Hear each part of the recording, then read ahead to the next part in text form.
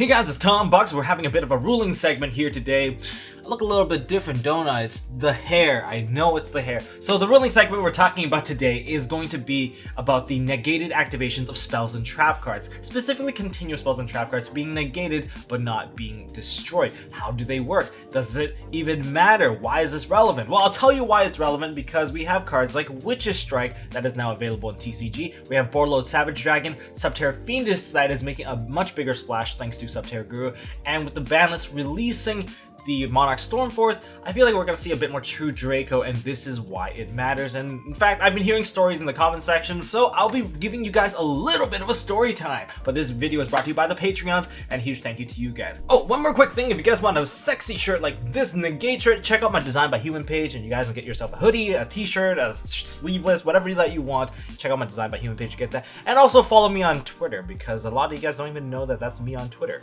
But first off, a little bit of story time. I'm gonna set my True Draco spell and then gonna flip it to activate it so it's on the field. Off chain, I'm going to negate that activation with my Subterra Fiendus, booking my Guru face down.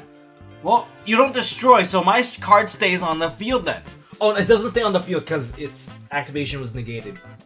Okay, fine, I sent it to the graveyard. Well, I'm destroying your spell and trap card in the back row. Oh, because the activation was negated, it's not technically being sent. What are you talking about? It was on the field. I set it on the field. It was on the field. It still doesn't matter. You're still not getting it. Shut up! In this video, we're going to talk about the negated activations of spells and trap cards, namely because of Borderlord Savage Dragon and Subterra Fiendus. And then part 2 will be about Witch's Strike, when you can activate it so that you're not missing your opportunity to activate it. Because I've seen a lot of grown adults against little kids that pull the card and the little kid uses the card and some random excuse would come up saying why they can't activate it, and it's like a straight blatant lie. I mean, you disrespected the 9-year-old and now you're about to take a fat L. You just can't take the fat L to the face, so that's why I'm making this video.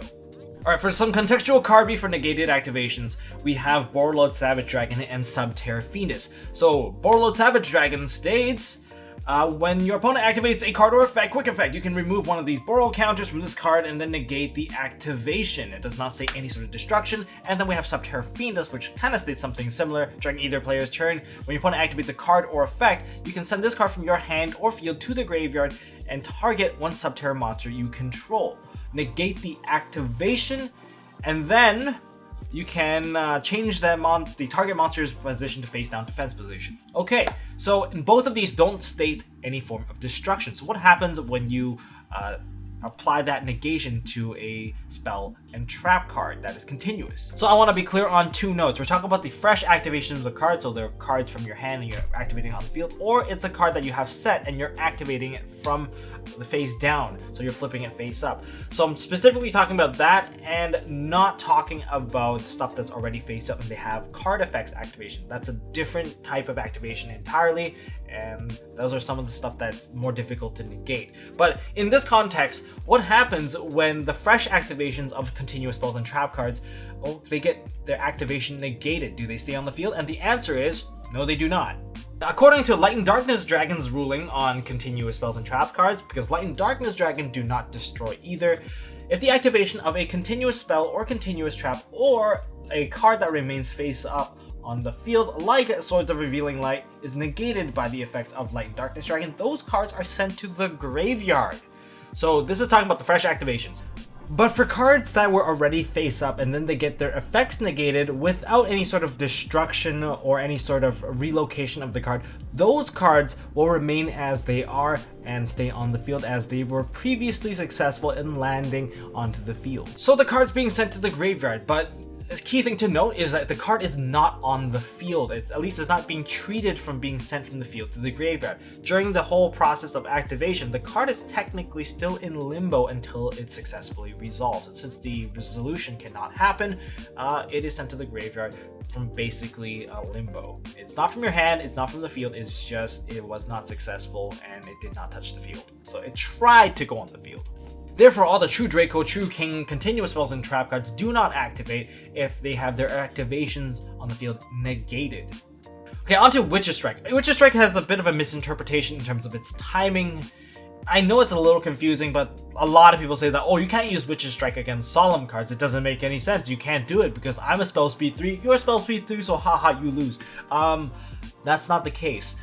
For Solemn cards, you wait for all the counter traps to resolve first, or even if it's not a counter trap, you wait for the negation effect to go through, and now you can meet your activation condition, which is in the next chain. So you can activate it in the next chain, and then you can pop all of your opponent's cards. And that's how it works. It states it right there. If your opponent negates the normal or special summon of a monster, or the activation of a card or effect, destroy all cards your opponent controls and in their hand. So you need them to successfully negate first. Therefore, you do not chain on top. You wait for that next timing window where after the chain resolves, you can activate this. And seeing that it looks like it's similar to like an if trigger, you won't really miss timing. So you will always be able to use this card when they negate something, whether it be like a ghost spell or solemn cards. But there are cards that this does not work against. It does not work against Effect Veiler, it does not work against Ash, it does not work against Chalice or Impermanence. Why? Because those cards negate the effect of cards, they do not negate the activation. And I know it sounds really confusing right here where it says, or the activation of cards or effect. That or effect part is stating to those cards that are already face up and they're activating again. Here's a comprehensive list of stuff that will trigger off Witch's Strike and meet her activation condition, which is the Solemn Brigade, the Judgment, Strike, Warning, and Scolding, all of which negate the activation or negate the normal or special summon of something else. On top of that, we have the Psy-Frame lineup. We have Gamma, Epsilon, and Delta. And in terms of the Horn of Heaven series, basically every Horn will trigger it because it negates the special summon of a card or normal summon of a card. In terms of Hand Trap lineup for the Ghost Girl series, only Ghost Bell will actually trigger it. And then we have the Infernity Barrier-esque counter traps. We have Infernity Barrier, Salamang Great War, Orchestrated Climax. Yeah, these are the more relevant ones. And then for monsters, Cyber Dragon Infinity, we have Odd Eyes Vortex Dragon, and Toad, all of which will actually activate the effect of Witch's Strike. Now, as for stuff that don't work, we have Effect Veiler, Ash Blossom, Joyous Spring, Infinite Impermanence, Forbidden Chalice. Anything that actually negates the effect of cards do not actually trigger off Witch's Strike because the activation was not actually negated. So hopefully that list makes it a bit more clear of what can and cannot trigger off Witch's Strike. And that is all I got for this ruling video, guys. Hopefully you guys learned something about negation of activation and don't get misplayed by various just common negation now, since we're getting more and more cards that just negate the activation of stuff without destroying them. So does all this stuff make sense? Or is Yu-Gi-Oh! Just one really big confusing mess? So if you guys got any other ruling related questions, leave it down in the comments section below and I'll go around to see if I can actually answer them if I know them, or I'll redirect you to, I guess, the ruling zone, because they have a lot of the best ruling experts available on hand and they are able to answer your question as long as you ask them in, well, I guess, a structured manner without leaving out any details. And also, I want to give a huge shout out to my most recent Patreons. Of course, we have Riley Pittman, Elliot Harris, Jonathan, and TD McP. Huge thank you to you guys for supporting me on this channel and my venture. Also, leave a comment down in the comment section if you guys got a locals where someone just loves to pop your eardrums. Oh my god, and they just like to fight over the rules for no apparent reason. I love myself some good old story time. Or maybe it's just that my locals is pretty crazy at times, or all the time. So if you guys enjoyed this segment, hit me up with a thumbs up. If you guys want to see more stuff from MST.TV, got more awesome stuff coming. Gotta take a little break from deck profiles for now until something fun comes up. Well, hit that subscribe button. We're gonna talk about how to beat Salamangreats in the upcoming videos, so stay tuned for that and you guys can stay up to date. Also, the proxies for Salamangreats are now out for public, so you guys can go ahead and download that. And congratulations to all of you guys who made it this far into the end of the video to kind of catch that last little bit. And until next time, I'll see you guys in the next one, and hold on to your MST.TV.